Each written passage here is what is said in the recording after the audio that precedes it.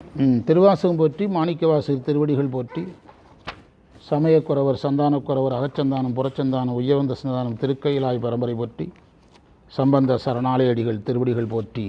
இப்பணி செய்ய உடல்நலமானவளும் ஞானத்தெளியை குருவினிடத்திலும் திருவினிடத்திலும் விண்ணப்பித்து நான் வகுப்பை தொடங்கலாம். இன்றைய பாடப்பகுதி திருவாசகத்தில் யாத்திரை 10,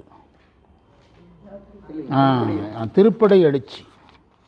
யாத்திரை 10 என்பதற்கு அடுத்த திருப்படை எழுச்சி. ஆமாம், ஒரு வகையில் அது யாத்திரை 10னுடைய தொடர்ச்சி தான். அங்கே யாத்திரை 10ங்கிறது என்னுடைய தொடர்ச்சி தான் திருப்படை எழுச்சி. எப்படி திருவாசகத்தில் 30, 31 இரட்டை பதிகம்னு சொல்கிறோமோ அது மாதிரி இதையும் சொல்லலாம். அதாவது மாணிக்கவாசகருடைய யாத்திரை என்னது? அவருடைய யாத்திரைங்கிறது இது படை எழுச்சி தானே. என்ன படை? ஒரு நாட்டை காக்கிற படை மாதிரி சைவத்தை காக்கிற படையினுடைய எழுச்சி தானே. யாத்திரைனா ஏதாவது கோயிலுக்கு கூப்பிட்டாரா? இல்லைல்ல, எந்த ஒரு கோயிலுக்கும் கூப்பிடலை. ஆன்மாக்களை அழைக்கிறாரு, யாத்திரைக்கு அழைக்கிறாரு. அது திருப்படை. படை வேற, திருப்படை. படைங்கிறது நாட்டை காப்பாற்றுறது, திருப்படைங்கிறது இறைவன் சம்பந்தப்பட்ட படை. அந்த படை எழுச்சி பெறுவது தான் இதனுடைய செய்தி. அதனால தான் அதற்கு பிரபஞ்ச போர்னு பேர் வச்சாங்க. பிரபஞ்ச போர்னா என்ன அர்த்தம்னா, பற்றுகளுக்கு எதிரான போர்னு அர்த்தம். பற்றுகளுக்கு எதிரான போர், பற்றுகளுக்கு எதிரான போர். அதனால தான் நீங்கள் அந்த யாத்திரை 10 பார்த்தீங்கன்னா பற்று விட சொல்லி நிறைய இடங்களில் இருக்குது. யாத்திரை 10 பார்த்தீங்கன்னா தான் திருப்படை எழுச்சியே புரியும். அதில் படுமின் போவோம் காலம் வந்ததுகான் பொய் விடுறது தான் பிரபஞ்ச போர். நீங்கள் அதை லிஸ்ட் எடுத்துக்கிட்டே வரணும். மந்திரம் 1 பொய்விட்டு பிரபஞ்ச போருக்கான தகுதியை அங்கே வைக்கிறாருங்க. அங்கே இராணுவத்தை கட்டமைக்கிறாரு. அந்த இராணுவம் ரெடியானோன்னு திருப்படை அடித்து கிளம்பிட்டார். இதுதான் விஷயம். ஆமாம், அது கொஞ்சம் பேர் தான் செலக்ட் ஆன. ஏகப்பட்டு எல்லாரும் ஃபெயிலு. ரொம்ப அவர் நினைக்கிற ரொம்ப புவரான ஸ்ட்ரென்த்து பாஸு. அதை வச்சு ஒரு இராணுவத்தை அமைக்கிறார் திருப்படை அடித்து. பொய்விட்டு மந்திரம் 1 சொன்னார், புகவே வேண்டா புலன்களி நீர். யாத்திரை நீங்கள் பிரபஞ்ச போர் பாருங்கள். பிரபஞ்சத்தை நோக்கி போர் செய்கிறவன் எதில் போகக்கூடாது? ஆமாம், நான் எனக்கு பிடிச்சபடி வாழ்வேன்னு அவன் பிரபஞ்சத்தோடு ஒத்து போகிறவன். பிரபஞ்சத்துக்கு மாறுபடுதலுக்கு பேர் தான் பிரபஞ்ச போர். பிரபஞ்சத்தோடு நீங்கள் ஒத்து போகக்கூடாது என்பது தான் மந்திரம் 2. ஆமாம் ஆமாம் ஆமாம், அதுதான் மந்திரம் 2. அதை எழுதிக்கணும். அதை எழுதினீங்கன்னா தான் நீங்கள் உள்ளே வர முடியும். என்ட்ரி போட முடியும். நல்லாயிருக்கும். அடுத்த மந்திரத்தில் அந்த போமாரமின் பொய் நீக்கி பிரபஞ்ச போருக்கு எதை விடணும்? மந்திரம் 1லையும் பொய்யை விட சொல்கிறாரு, மந்திரம் 3லையும் பொய்யை விட சொல்கிறாரு. இது எதையுமே நம்ம விட மாட்டோம், விடவும் முடியாது. ஆனால் பாடிக்கிட்டே இருப்போம். எத்தனை முற்றுதல் வேணாலும் பாடுவோம், எத்தனை வருஷனாலும் பாடுவோம். விளையாட்டை விடுங்கிறாரு மந்திரம் 4. அந்த விளையாட்டு தான் பொய். அதுதான் பிரபஞ்சத்தோடு ஒத்துப்போதல். விளையாட்டுங்கிறது பிரபஞ்சத்தில் நீங்கள் எதுக்கெல்லாம் ஒத்து போகிறீங்க அது எல்லாம் விளையாட்டு தான். சன்னியாசிகள் பிரபஞ்சத்தோடு ஒத்து போகிறதில்ல. ஆமாம், சன்னியாசிகள் பிரபஞ்சத்தோடு ஒத்து போகிறதில்ல, எதிர்த்து போகிறாங்க. அதனால் அவங்க பிரபஞ்சத்தோடு போர் செய்கிறவங்க. நம்ம பிரபஞ்சத்தோட சமாதானம் செய்து கொண்டு பிரபஞ்சத்தோடு விட்டு கொடுத்து போகிறோம். அது மயக்குது. நாம் என்ன சொல்கிறோம்? மயக்க தானே சொல்கிறோன்னு கேட்குறோம். பிரபஞ்சம் சொல்லுது நான் ஒன்று மயக்க வந்திருக்கேங்குது. நாம் என்ன சொல்கிறோம்? அதுக்கு தானே நானே இருக்கிறேன் அப்படின்னு சொல்கிறோம். ஆனால் ஞானிகள் என்ன செய்கிறாங்க? அதற்கு எதிராக அவங்க போகிறாங்க. இப்போ அப்பர் சுவாமிகள் உழவாரம் செய்யும்போது நவரத்தினங்கள் கிடந்தது. நாம் பிரபஞ்சத்தோடு ஒத்து போகிறவங்க அதை மூட்டை கட்டிட்டு போயிருப்போம். ஒரு பிரபஞ்சத்தோடு எதிர்த்து வாழ்கிறவர் தூக்கி வீசினார். இதுதான் பிரபஞ்ச போர்னா இதுதான் அர்த்தம். நம்மளால் அதுக்கு ஒரு புதுசாக ஒரு கற்பனை பண்ணுவான். புரியுதா? அவ்வளோதான் பற்று விடுதல். அதை தான் இந்த இடத்துல இந்த மந்திரத்தில் வைத்தார். இந்த மந்திரத்தில் எது வரைக்கும் கூட்டு வந்திருக்கிறோம்? 4வது மந்திரம் விளையாட்டை விடுங்கன்ட்டார். 5வது மந்திரம் விடுமின் வெகுளி வேட்கை நோய். எல்லாம் பிரபஞ்சத்தோடு சார்புடையது. பிரபஞ்சத்தோடு அனைத்துக்கும் ஆசைப்பட்டு போகிறது. ஆனால் இறைவனை அடைவதற்கு என்ன செய்யணும்? அனைத்து ஆசைகளையும் விடணும். அனைத்துக்கும் ஆசைப்படுது பிரபஞ்சத்தோடு ஒத்துப்போதல். அனைத்து ஆசைகளையும் விடுதல், பிரபஞ்சத்தோடு போர் செய்தல். பிரபஞ்சத்தோடு போர் செய்தல். மந்திரம் 5 பார்த்துட்டோமா? 5 என்ன சொல்லுது? ஆ, அது மந்திரம் 4க்கு சொன்னேன், 5க்கு சொல்லிட்டேன், 6 இனி 5வது மந்திரத்துக்கு சொல்லிட்டேன்னா 6வது மந்திரம். ஆ, புகழ்மீன் தொழுமீன் பூப்பனை மீன் புயங்கந்தாளை புந்தி வைத்திட்டு இகழ்மீன் எல்லா அல்லலையும் எல்லா துன்பங்களையும் நீங்கள் இகழணுங்கிறார். துன்பங்களை நம்மளால் இகழ முடியாது, துன்பங்களை நம்மளால் இகழ முடியாது. நம்ம துன்பத்தில் அழுந்துவோமே தவிர துன்பங்களை என்ன செய்ய மாட்டோம், இகழ மாட்டோம். இப்போ வந்து ஒரு பெரிய துன்பம், இருவினை ஒப்பலம் கிடையாது. துன்பங்களை இகழ்தல்ங்கிறது என்ன பொருள்னா, இப்போ நமக்கு ஒரு துன்பம் வந்திருக்கு, துன்ப நேரத்தில் ஹாஸ்பிட்டல் போகணுங்கிறது. இப்போ நான் ஹாஸ்பிட்டல் ஒரு லட்சுமிக்கு ரெகுலர் மெடிக்கல் செக், ஹாஸ்பிட்டல் போயிட்டு தான் வகுப்புக்கு வந்தேன். ஆனால் ஹாஸ்பிட்டலுக்கு நான் வகுப்புக்கு வரலன்னு சொல்லிடலாம், எவ்வளோ நேரம் ஆயிரும். ஆனால் வந்தனால போயிட்டு ஒரு ஹாஸ்பிட்டல் போண்டி இருக்குது, நமக்கு ஒரு துன்பம் இருக்குது, துன்பத்தின் பொருட்டு கடமையை நம்ம நழுவோம். அதுதான் அந்த அல்லல்களை இகழ முடியாமை. எதை இகழணும், அல்லல்களை இகழ தெரியணும். அல்லல் வந்த உடனேயே நம்ம கடமையை தூக்கி கடாசிடுவோம். எதை கையில் பிடிச்சிக்கிடுவோம், துன்பத்தை கையில் பிடிச்சிக்கிடுவோம். என்ன ஆள் கொஞ்சம் ஒரு 4-5 நாளாக கோயிலுக்கு வரல, ஒரு முக்கியமான பிரச்சனை சார் வரல, அப்படியே சொல்லிக்கிட்டே இருப்பான், 4-5 நாளாக சொல்லிக்கிட்டே இருப்பான். அல்லல்களை நம்ம கையில் ஒரு பெரிய பிரசாதம் மாதிரி கையில் வச்சுக்கிட்டே இலைவோம். அதான் இகழ்வின் எல்லா அல்லலையும்னார். மந்திரம் 7 நிற்பார் நிற்க. வேறொரு பாடத்தில் சொன்னீங்க, அதை நம்ம தூக்கிட்டு அலையக்கூடாது. அது தூக்கிட்டு அலையக்கூடாது. நேற்று கூட தானே, ஆமாம் நேற்று கூட சொன்னோம், இருட்டுக்கு தீர்வு வெளிச்சம், அவ்வளோதான். அந்த இருட்டை சுமந்துட்டு அலையிறது தான் பிரச்சனை. இருட்டை சுமந்துட்டே அலையக்கூடாது. நமக்கு பிரச்சனை இருக்குங்கிறது எவனுக்கு என்ன செய்யக்கூடாது, தெரியக்கூடாது, யாருக்குமே தெரியக்கூடாது. நான் வந்து பைல்ஸ் சம்மந்தமாக 2 ஆப்ரேஷன் பண்ணோம். அப்போ எல்லாருமே பைல்ஸ் ஆப்ரேஷன் பண்ணி மயக்க ஊசியெல்லாம் போட்டு ஆப்ரேஷன் பண்ணிட்டோம்னா லைஃப்பில் உட்கார கூட முடியாது. நாங்கள் அப்படிலாம் எனக்கெல்லாம் ஒன்றும் நடக்கலை. நம்ம அதை பெருசாக எடுக்கலை. முதல் ஆப்ரேஷன் பண்ணும்போது இங்கே யாரும் பெரிய அளவில் பழக்கம் கிடையாது நமக்கு நகருக்குள்ளே. அப்போ இங்கேயே ஒரு டாக்டர்கிட்ட பண்ணணும். 2வது ஆப்ரேஷன் பண்ணும்போது வந்து பெரும்பாலும் டாக்டர்களே 7-8 பேர் மாணவராகிட்டாங்க. நான் படுத்திருக்கிறேன்னா எல்லாம் வந்து பார்க்கும். தாடியை வளர்த்துட்டு நம்ம எங்கள் ஆசிரியர் சொல்லுவார், மாணவர் துயரம் நமக்கு தெரியலாம், நம்ம துயரம் யாருக்கு தெரியக்கூடாது. அது எங்கள் வாத்தியார் அடிக்கடி சொல்லுவார். அதாவது ஒரு பெரிய புகழ்வாய்ந்த ஆசிரியர், அவருக்கு வந்து அவருடைய மனைவி இறந்துட்டாங்க. அப்போது வந்து அவர் அதுக்கு போக சொல்கிறாங்க. அவர் கல்லூரிக்கு வந்துட்டார். அவர் எதையுமே வெளியே காட்டாமல் இப்போ பாடம் எடுத்துகிட்டு இருக்கிறார். அதுக்கப்புறம் அவர் சொல்கிறார், மனைவி இறந்துட்டாங்கிறது ஏன் பிரச்சனை, அதுக்கு இவன் என்ன செய்வான் அப்படிங்கிறாரு. அவரை கையை பிடிச்சிட்டு இருந்து ஆட்டோவில் ஏற்றுறாங்க, அந்த பக்கமாக இறங்கி வகுப்புக்கு போயிட்டார். ஒன்றும் செய்ய முடியாதுன்னு விட்டுட்டாங்க. அப்படி உயிரை கொடுத்து வாழ்ந்திருக்கிறானுங்க நம்முடைய முன்னோர்கள், அப்படி வாழ்ந்திருக்காங்க. அப்படி ஒரு நீதிபதி வரலாறு இருக்குது, அப்படி நீதிபதி வரலாறுகள்லாம் இருக்குது. ஆமாம், அப்படிலாம் வரலாறுகள்லாம் நிறையா இருக்குது. 5 மணி நேரம் ஆர்கியூமெண்ட். ஆமாம், அப்படி வரலாறுகள் நிறையா இருக்குது. அது மாதிரி நம்முடைய லால் பகதூர் சாஸ்திரி நீதி நேர்மை பேசி குடும்பத்திலேயே 2-3 பேர் தற்கொலை. லால் பகதூர் சாஸ்திரி. காமராஜர் நீதி நேர்மை பேசி வீட்டில் 5 பைசா அம்மாவுக்கும் கிடையாது, அக்காவுக்கும், அவங்க அக்காவே கஷ்டம்தான் பட்டாங்க கடைசி வரைக்கும். திருப்பூர் குமரன் கொடியை பிடிச்சி செத்தார். அவர் மனைவி திருப்பூரில் இட்லி ஊற்றி பிழைச்சாங்க. எம்ஜிஆர் வந்து தான் அந்த அம்மாவை அடையாளம் கண்டுபிடிச்சி அந்த அம்மாவுக்கு சில உதவிகளை பண்ணார், திருப்பூர் குமரன் மனைவிக்கு. ஆமாம். அதே மாதிரி வாஞ்சிநாதன் குடும்பத்துக்கு யாரும் உதவி செய்ய வரல. என்ன காரணம்னா அவங்களும் உதவி கேட்கலை. ஏன்னா உதவி கேட்டால் இவங்க தான் வாஞ்சிநாதன் குடும்பம்னு தெரிஞ்சு அந்த நெட்வொர்க்கை பிடிச்சிருவாங்கல்ல, சுதந்திர போராட்ட நெட்வொர்க்கை, அந்த நெட்வொர்க்கை பிடிச்சிருவாங்கங்கிறதுக்காக யாருமே உடம்பே எங்களுக்கு தெரியாதுன்ட்டானோ எல்லாரும். இந்த நெட்வொர்க்கை பிடிச்சாங்கன்னா சுதந்திர போராட்டம் கெட்டு போயிரும்னு ஒரு மனைவியே முன்னால் வரல. அப்படி செத்துருக்கிறான் நாட்டுக்காக, நீதி நேர்மை நியாயம்னு. ஆனால் இன்றைக்கி நாடு பற்றிய விஷயங்களும் கேள்விக்குறியாக இருக்குது. சைவத்திலையும் நிறைய டுபாக்கூர்கள் ஆயிற்று. புரியுதா? எல்லாமே எதை நோக்கி ஓடுது? புகழ், பணம், இந்த 2 தான். அந்த பெரியவங்க நிலைமையெல்லாம் நினச்சி பாருங்கள். என்ன சொல்கிறீங்க? இங்கே சொல்கிறார் நீ. ஆமாம், நாயன்மார்கள் நிலைமையை நம்ம நினைக்கலனா கூட சராசரி மனிதன் இன்னைக்கு வாழ்கிறவங்கள சொல்கிறேன்.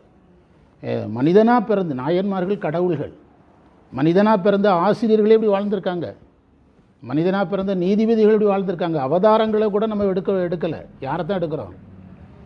சராசரி மனிதர்கள். நம்ம சராசரி காலத்தில் தற்காலத்தில் வாழ்ந்து போன மனிதர்களே இப்படி வாழ்ந்திருக்காங்க.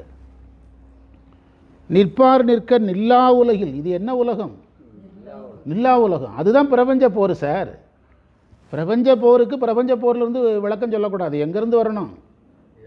யாத்திரை பத்தும் அது கனெக்டட் பதிகம். இந்த பதிகங்களை எப்படி அடுக்குனாங்கன்னு அருணை வடிவேல் முதலியார் ஒரு கட்டுரை எழுதியிருக்கிறார் அவருடைய உரையில். இது மாணிக்கவாசகர் வைத்த வரிசை கிடையாது. பிற்காலத்தில் அவருடைய பதிகங்கள் ஒன்றுக்கொன்று. இப்போ நீ ஒரு சின்ன கேள்வி கேளுங்க, அகவல் மட்டும் பாடிட்டு அப்படியே இப்போ அகவல் பாடுறதை நிறுத்திட்டாரா? 20 பாட்டெல்லாம் பாடினவர் இனிமேல் 16 பாட்டு பாடுறது, அதுக்கு ஒரு 10 பாட்டு பாடுறதுன்னு பிளான் பண்ணாரா? 10 பாட்டு ஒரு இடத்துல பாடியிருப்பார், ஒரு இடத்துல 20 பாட்டு பாடியிருப்பார், ஒரு இடத்துல 16 பாட்டு பாடியிருப்பார். அதை தொகுக்கும்போது மிக நீளமான மந்திரங்களை முதல்லையும் அதில் எந்த அளவுக்கு தொடர்ச்சி இருக்குங்கிறத பார்த்து அடுக்கியிருக்காங்க. அதுபோல் 20 மந்திரங்கள் இருக்கிறதுல என்ன கனெக்டட் இருக்குது, எதுக்கு பிறகு எது நல்லா இருக்குது, எதுக்கு பிறகு எது பொருந்துது, எந்த இசையை பொருந்தி வருது, அதை பார்த்து அடுக்கியிருக்காங்க. அப்படி தான் மந்திரத்தை வச்சு அப்படி அடுக்கியிருக்காங்க. மாணிக்கவாசகர் இந்த வரிசையில் என்ன செய்யலை, எழுதலை. இந்த ஒரு கேள்விக்கு பதில் சொல்லுங்கள். 20 மந்திரமாக பாடினவர் இனி 20 மந்திரம் பாடுறதுலன்னு முடிவு எடுத்துட்டாரா? அப்படி முடிவு எடுத்திருக்க முடியாதல்ல. முன்னால் வர பதிகங்கள்லாம் எத்தனை மந்திரங்கள் இருக்குது? 20 இருக்குது. அதுக்கு பிறகு 16 இருக்குது, அதுக்கு பிறகு 10 இருக்குது, இப்போ 2-3 இருக்குது, நீத்தல் விண்ணப்பத்தில் 50 இருக்குது. இதையெல்லாம் அடுக்கியிருக்கிறாரு. இதையெல்லாம் பிற்காலத்தில் இப்படி இருந்திருக்க முடியும்னு அடுக்கியிருக்காங்க. நிற்பார் நிற்க நில்லோ உலகில் நில்லோம் இனி நாம் செல்வோமேங்கிறது தானுங்க அந்த பிரபஞ்ச போருக்கான முன்னுரை. மாணிக்க வாசகருக்கு திடீர் என்று ஒரு கருத்தை சொல்லுகிற பழக்கம் கிடையாது. அதுக்கு ஓப்பனிங் வேறு எங்கேயாவது கொடுத்துருப்பார். அது வேறு எங்கேயாவது அதற்கான ஓப்பனிங் இருக்கும். இந்த 46 பதிகத்துக்கான தொடக்கம் எங்கே இருக்குது? 45 நம்ம எடுத்துக்கிடணும். ஆமாம் ஆமாம், அதை எடுத்து நம்ம இதில் பொருத்திக்கணும். ஆமாம் ஆமாம் ஆமாம்.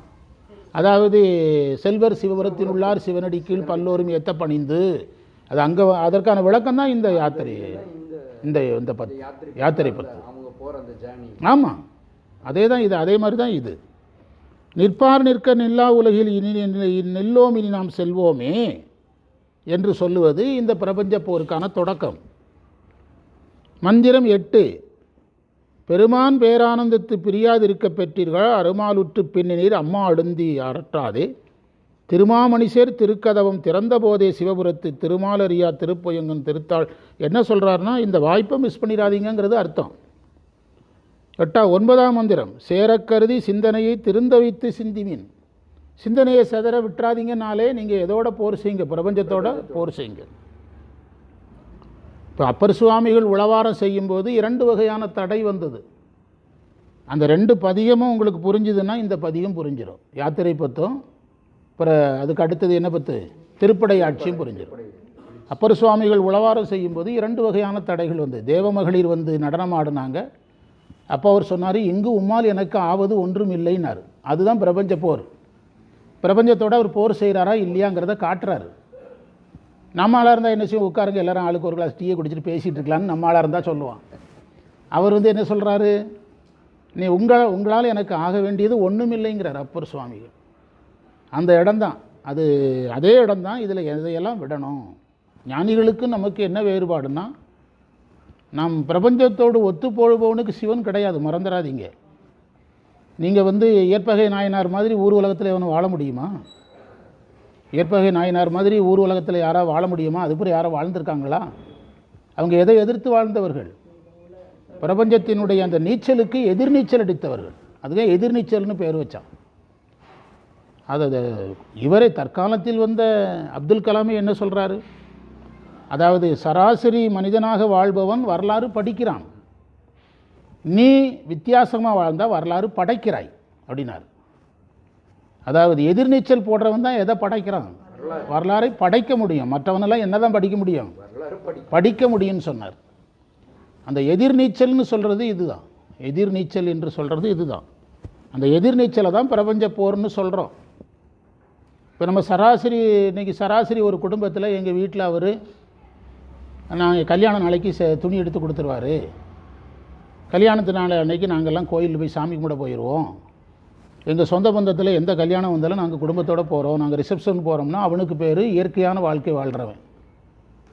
என்னுடைய கணவர் என்னுடைய பிறந்த நாளுக்கு கூட எதுவும் செய்கிறதில்ல, கல்யாண நாள் கூட ஒன்றும் செய்கிறதில்ல, கோயில் குளத்துக்கு கூட கூட்டிகிட்டு போகிறதில்ல, குடும்பத்தில் உள்ள எந்த நிகழ்ச்சிக்கும் போகிறதில்ல. அப்படிங்கிறது அவன் குடும்பத்துக்கு எதிரான ஆள். என்ன செய்கிறான் அப்படின்னு கேட்டால், அண்ணாமலையார் கோயில் போகிறேன், சிதம்பரம் போகிறேன், அங்கே போயிடுறேன், அப்படின்னா ஒரு கரெக்டான ஆளாக இருந்தால் அவன் எந்த நீச்சல்காரனாக இருக்கிறான்? எதிர்நீச்சல்காரனாக இருக்கான். அதில் 3 வகை இருக்குது. ஒன்று குடும்பத்தோடு ஒத்து போகிறவன், இன்னொன்று குடும்பத்துக்கும் பயன்படாமல் அவனும் பயன்படாமல் போகிறவன், இன்னொன்று குடும்பத்திலிருந்து வெளியே வந்து அவன் குடும்பத்தில் இருந்து கொண்டே என்ன நீச்சல் போடுறான்? எதிர்நீச்சல். அந்த எதிர்நீச்சலை தான் நம்ம பிரபஞ்ச போர்னு சொல்கிறோம். அந்த எதிர்நீச்சலை தான் அந்த நேரத்தை நம்ம ஆக்கப்பூர்வமாக பயன்படுத்தலாம். ரிசப்ஷனுக்கு போனால் என்ன, போகிறனால என்ன அப்படின்னு அவன் நினைக்கிறான். அதைத்தான் சிந்தனையை திருந்த வைத்து சிந்திமின்னார்.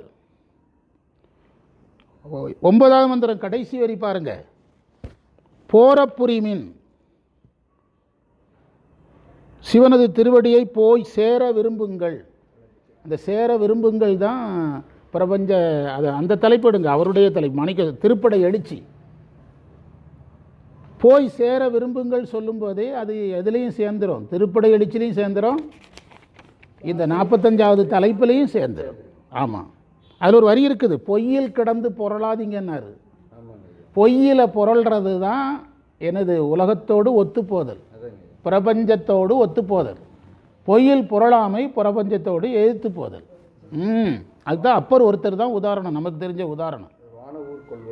ஆமாம், மாயப்படை வந்தது அப்பருக்கு, அவர் அதோட ஒத்து போகலை.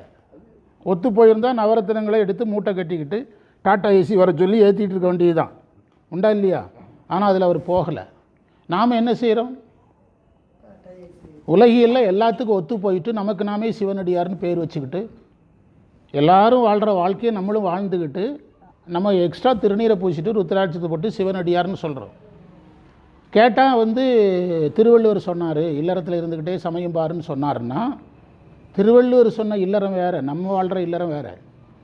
அவர் வந்து வருமானத்தில் 6 பங்கு வச்சு 6 பங்காக நம்ம செலவழிச்சிட்டு இருக்கோமா? எல்லா பங்கையும் நம்ம தானே தின்னுக்கிட்டு இருக்கோம். எல்லா பங்கையும் 6 பங்கு வச்சு 1 பங்கை தான் யூஸ் பண்ணுறோமா? அந்த அறத்துக்கே வரலையே. வள்ளுவர் சொல்கிறத கொண்டு வள்ளுவரை ஏன் அதில் இணைக்கிறா? வள்ளுவர் சொன்ன மாதிரி நீ இல்லறம் நடத்தலையே. முதல் பங்கு அரசாங்கத்துக்குங்கிறாரு. இவன் விவசாயிக்கு இந்த கடமை சொல்கிறான், டேக்ஸ் கட்டுறவனே அரசாங்கத்துக்கு பணம் கொடுக்குற. இப்போது இந்த பட்ஜெட்டில் வந்து அரசாங்கத்தை ஏமாற்றுபவர்களுக்கு ஃபைன் சொல்லியிருக்கிறாங்க 100 மடங்கு. 100 மடங்கு ஃபைன்னா அரசே 2 லட்ச ரூபா ஏற்றிருந்தால் ஃபைன் 2 லட்ச ரூபா இப்போ இந்த பட்ஜெட்டில் அறிவிச்சிருக்காங்க மத்திய அரசு.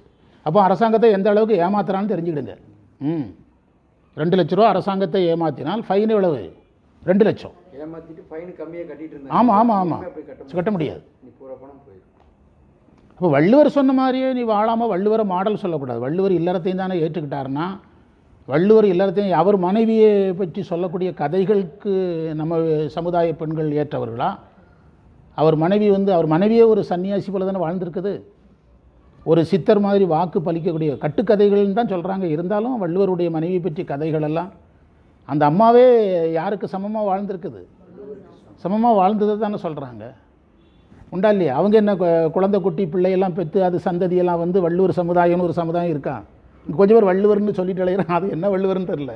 புரியுதா? ஜோசின்னு சொல்லிட்டு அழைகிறான், கேட்டால் வள்ளுவருங்கிறான், வள்ளுவர் இங்கே முன்னோருங்கிறான். எந்த வள்ளுவர்னு தெளிவாக அவங்ககிட்ட தான் கேட்கணும். புரியுதா? உண்மையாக பொய்யாங்கிற சந்தேகம் தான், நம்ம தப்பு சொல்லலை, அவன் தான் சொல்லணும். அதனால் பொய்யில் கிடந்து பொருளாதே, அந்த வரிக்கு பொருள் சொல்லுங்கள். எதில் கிடந்து பொருள்றோம்? அவன் பிரபஞ்சத்தோடு ஒத்து போகிறான், பிரபஞ்சத்தோடு போர் செய்யவில்லை. ஒரு சினிமா படம் ரிலீஸ் ஆகுது, ஒரு 25 வயசு பையனுக்கு அந்த படம் அவனை இழுக்குது, அதனுடைய சண்டை காட்சி இழுக்குது, அவன் எல்லா வேலையும் போட்டு அந்த படத்துக்கு போகிறான்னா அவன் பிரபஞ்சத்தோடு ஒத்து போயிட்டான். அவன் சொல்கிறான் இதெல்லாம் ஒரு நிலையற்றது தானே, மாறக்கூடியதானே, நாளைக்கு இன்னொரு சினிமா வரும், அதுக்கடுத்த நாள் இன்னொரு சினிமா வரும், அதுக்கடுத்த நாள் ஒரு ஹீரோ வருவார், ஒரு ஹீரோயின் வருவாங்க, இது என்ன அப்படின்னு சொல்லிட்டான்னா அவன் எதோடு எதிர்த்து போரிடுகிறான். இவ்வளோதான் விஷயம். இது நீங்கள் ஒவ்வொன்றிலையாக பார்க்கணும். உணவு பார்க்கணும், உடையில் பார்க்கணும், நகையில் பார்க்கணும், வீட்டில் பார்க்கணும். அப்படி பார்த்தீங்கன்னா நீங்கள் எதோடு போரிடுபவர்கள், இல்லைன்னா நீங்கள் பிரபஞ்சத்தோடு ஒத்து போபவர்கள். இவ்வளோதான் விஷயம். புரள்வார் தொழுவார் புகழ்வாரா இன்றே வந்து ஆளாகாதீர், மருள்வீர் பின்னை மதிப்பார் யார், மதியுள் கலங்கி மயங்குவீர், திருள்வீராயில் இது செய்மீன், சிவலோகன் திருப்புயங்கன். கடைசியில் தான் சொன்னார் அருளார் பெறுவார். பார்த்தாரு, பெரிய ப்ராஜெக்ட் போட்டார், எப்படியும் ஒரு 500 பேர் தேரானுவான்னு ஒரு 10-20 லாரி வர சொல்லி ஆட்களை ஏற்றி கூட்டு போயிடலான்னு பார்த்தாரு. தேர்னது 4-5 பேர் கூட கிடையாது. அதனால தான் டென்ஷன் ஆகி ஒரு வார்த்தை போட்டார், அருளார் பெறுவார். உலகத்தில் மனிதனை எதை பெற வைக்க முடியாது? அருளை பெற வைக்க முடியாது. வானத்தில் சந்திரன் அடிக்கடி முதல்ல சொல்லிட்டு இருந்தேன், இப்போ விட்டுட்டேன். சந்திரனும் நட்சத்திரமும் வானத்தில் ஒரே இடத்துல தான் இருக்குது. சந்திரனை நட்சத்திரம் பார்த்துக்கிட்டு இருக்குது, நட்சத்திரத்தை சந்திரன் பார்க்குது. ஆனால் நட்சத்திரம் எதாக தான் இருக்குது. ஒரு நாளும் சந்திரன் ஆக மாட்டேக்குதே. நட்சத்திரம் பார்த்துக்கிட்டே இருந்ததுனால சந்திரன் நட்சத்திரங்கள் எதா மாற மாட்டேக்குது. அது நட்சத்திரமாக தானே இருக்குது. எல்லா உயிர்களும் அதனுடைய இடத்துலேருந்து நகர மாட்டேக்குதே உங்களுக்கு. அதனுடைய தொடர்ச்சியை தான் இங்கே வச்சார். முதல் மந்திரத்துக்கு பொருள் எழுதினோம்னா அடுத்த வகுப்பில் ரெண்டையும் சேர்த்து முடிச்சிடலாம். சிவஞானமாகிய வாளினை கையிலேந்தியவன் இறைவன். சிவஞானமாகிய வாளை கையில் ஏந்தியவன் இறைவன். அவனுக்கு பறை ஓம் என்ற மந்திரம். அந்த இறைவன் விடையேறுபவன்.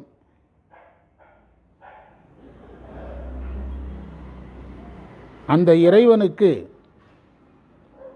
அறிவாகிய வெண்மையான குடையை பிடியுங்கள்.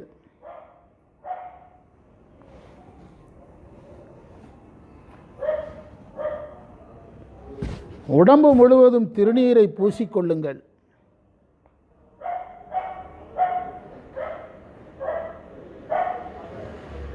மாயையின் காரியங்கள் நம்மை வந்து தாக்குவதற்கு முன்னே அருள் என்ற பதியை, இன்பப்பதியை நாம் கைப்பற்றுவோம். அருளென்ற இன்பப்பதியை நாம் கைப்பற்றுவோம். மாயின் காரியங்கள் நம்மை தாக்குவதற்கு முன்பு, அவை சேனைகளாக வந்து நம்மை தாக்குவதற்கு முன்பு அருள் வானில் உள்ள இன்பப்பதியை நாம் கைப்பற்றுவோம்.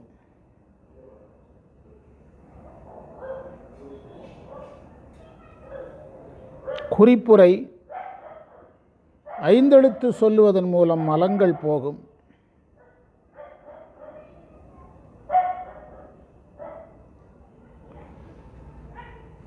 இறைவனே ஞான வடிவானவன். சொல்லுவதால் மலங்கள் போகும். இறைவனே ஞான வடிவானவன். அதனால் மதிவெண் குடை என்றார்.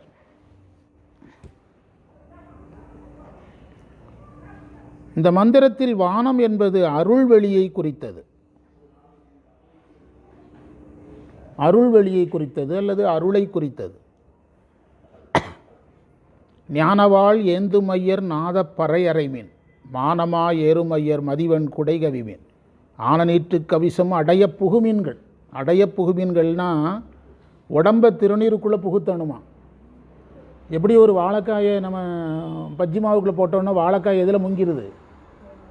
பஜ்ஜி மா. அது மாதிரி திருநீரில் நம்ம முங்கணுங்கிறார். அதுதான் புகுமீன். வாழைக்காய் பஜ்ஜி மாவில் புகுந்த மாதிரி உடம்பை திருநீரில் புக வைக்கணுமா. வானவூர் கொள்வோம் நாம் மாயப்படை வாராமே, நாம் அருள் என்ற பதியை அடையலாம் என்று சொல்லுகிறார். இதை நம்ம இதில் இருக்கிற நுட்பங்களை எல்லாம் அடுத்த வகுப்பில் தெளிவாக பார்க்கலாம் என்று வகுப்பை நிறைவு செய்வோம். வகுப்பு நிறைவு. சிவாய நம. இன்று நமக்கு கிடைத்த அனைத்து சிறப்புகளையும் நம்முடைய குருநாதர் சம்பந்த சரணாலய அடிகள் திருவடிகளில் எண்ணமலர்களாக சமர்ப்பித்து எதியமை பணிகொடும் ஆறுது கேட்போம் எம்பெருமான் பள்ளி எழுந்தருளாய் என்று நாளை பணி நோக்கி செல்வோம். சிவாய நம. வெற்றிவேல் முருகனுக்கு அரோகரா. சிவாய நம.